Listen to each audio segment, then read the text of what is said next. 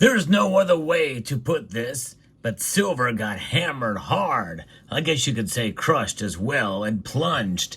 It took a beating. It got slashed. Well, there's probably more ways to put it than what I just said, but I'm going to tell you why it happened and what we should expect next in the silver market as we explore.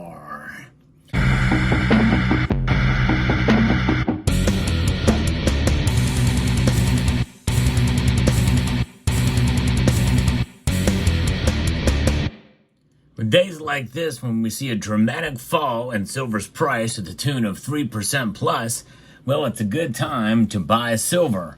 My friends at Summit Metals have a great deal for new customers right now. In fact, that is the deal. New customer. That is the promo code that you use to get 5 ounces of silver at spot price. Use the code new customer. I'm going to put a link to the deal in the description below. So check it out at summitmetals.com. Now, the gold and silver prices have fallen, both of them have, but let's take a look at the tail of the tape, the precious metals complex, moments before the markets close. Gold is down over 1.3% now, down 1.35%, trading at $2,681.80, falling below that $2,700 mark again, down $36 and now 80 cents. It's crazy. In fact, it did get down as low as $2,671. Silver, though, got hit the most of all the precious metals today, down 3.02% as I record this video, down 96 cents. That's almost down a full dollar.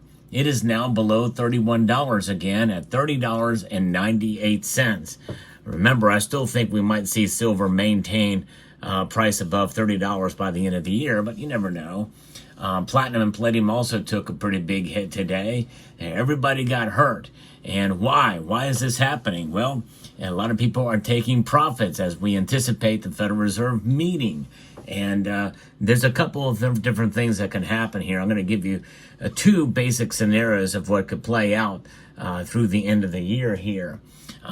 Gold slipped over 1% as investors booked profits after it briefly reached a 5-week high earlier in this session and square position ahead of the Federal Reserve meeting that will happen on December 17th and December 18th, according to Reuters here.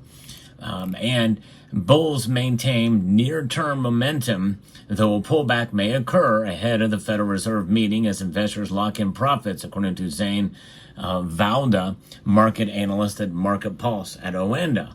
And we're kind of seeing that play out literally in real time right now. Focus will shift post-meeting to guidance on the January session and future policy direction, which will be critical in determining the sustainability of further market gains. Now, as of the writing of this article, they said that the Fed Watch Tool places the likelihood of a December rate cut at 98%. Well, a lot has changed in the couple of hours since this article was posted. Now the CME Watch Tool has it at 94.7%, scaling back somewhat, even from when I reported yesterday. Oh, how quickly things can change. Now, that's still a very high probability factor and probably will cut rates by a quarter point. But now it's growing in the opposite direction to where there is a chance, considering the latest release of data, and the Federal Reserve may change course and pause any kind of activity at all with rates and leave them unchanged at around the range of 450 to 475, 5.3%. Think that as a possibility. And I'll tell you what, it is a possibility. I'll tell you what that means for precious metals here in a moment. But let's get into further of what's going on in the markets. While there is an increasing chance of a rate cut next week, inflation is going up, according to Alex Aberkeen, a chief operating officer at Allegiance Gold, adding that the Fed is in very much of a bind. It sure is, especially considering they continue to increase the money supply. This kind of money, this is bad money. This is bad money, that's good money. It's really as simple as that. Money nonetheless, but it is a money that is weakening in terms of its value, and maybe strengthening in terms of its standing in the world, and that likely is going to be the case, but notwithstanding, it's still weak. like a dirty shirt in a laundry pile basket full of other dirty shirts that happen to be dirtier than this dirty shirt. A dirty shirt nonetheless. Gold and silver are clean money, and they're sound money, and they're good money. Yes, indeed. That's for sure. Now, silver, obviously, as we know, has a little caveat because it is used a lot in industry. Well over 50% of the silver that is mined is used for some sort of industry, science, technology, and in medicine. It's a remarkable and amazing metal, the most versatile on the periodic table. U.S. producer prices rose more than expected in November amid a surge in the cost of food. This was followed by Wednesday's inflation data showing consumer prices increased by the most in 7 months in November. Jobless claims also rose in the latest week, pointing towards an easing labor market, making it more likely that the Fed will cut interest rates next week for the third time, despite little progress in lowering inflation due to its 2% target in recent months.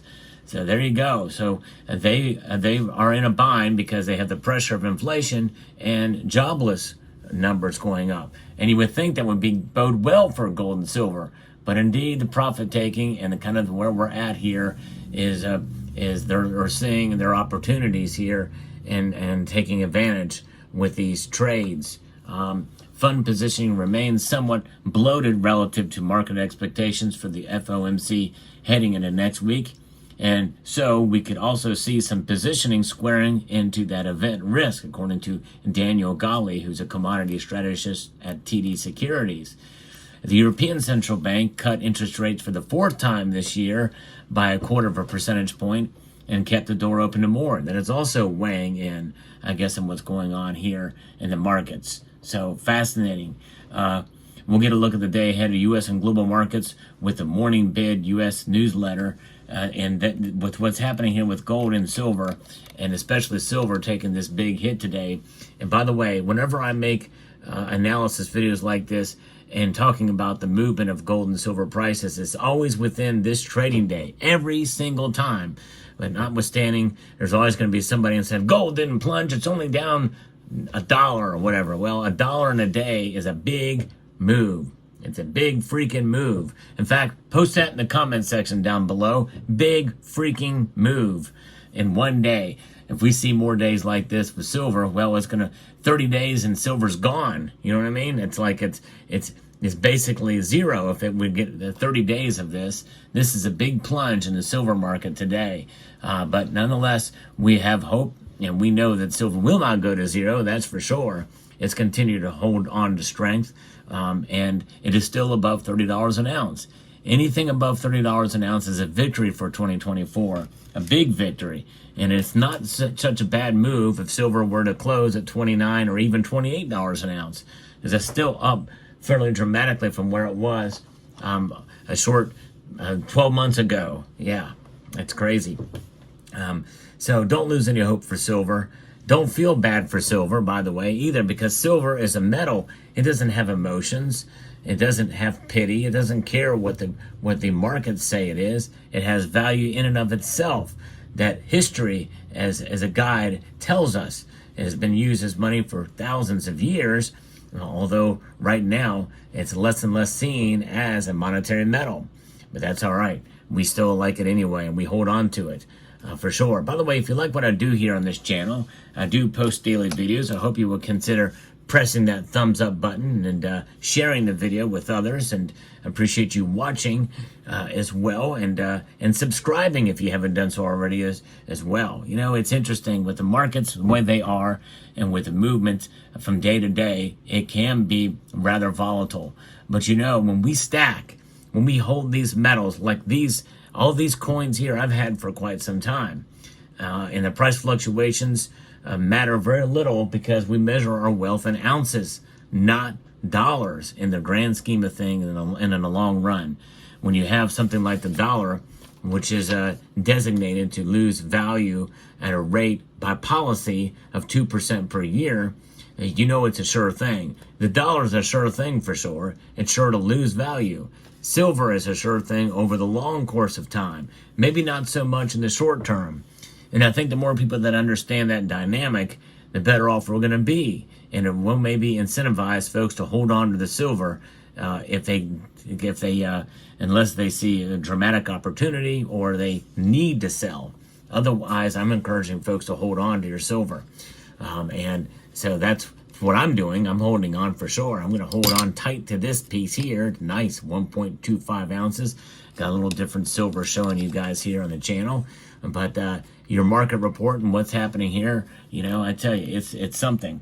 And it's going to be only going to get to the point where we're going to see more volatility, and maybe as things wind down for the holidays and some of that slows down. But I think it's going to come pretty much after the Fed makes its decision, and then we'll start to see the market slow down and maybe the prices settle in a certain area.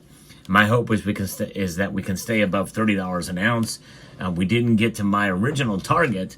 My mid-year target, once it hits $28 an ounce, which is what I had proposed or predicted, that came true, believe it or not. The first time I was right in 4 years. But the next target or prediction I made was $35 an ounce. We didn't quite get there. We were 9 cents short of $35. That was the high of the year, $34.91. And we pull back now to $30.99 now as I record this video.